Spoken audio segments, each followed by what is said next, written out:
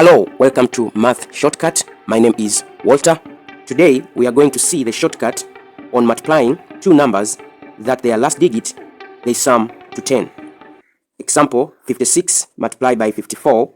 We can see here the last digit they sum to 10. That is 6 plus 4, we get 10.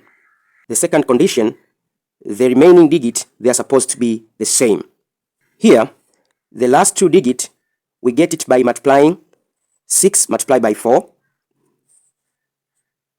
That is 6 multiplied by 4, we get 24.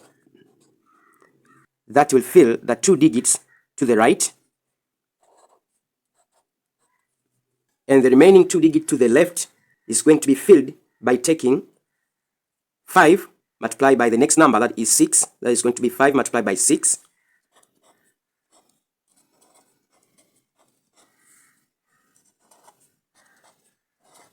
Which you are going to get 30. It is 30. Let's do question number 2. First, let's check if it qualifies the condition. The last digit, they sum to 10. That is 7 plus 3, we get 10. The second condition, the remaining digit is supposed to be the same. That is 12 and 12. So it qualifies the condition. Since the question qualifies the condition, we can straight go forward and multiply the question. 7 times 3, we get 21. 12 multiplied by 13, we get 156.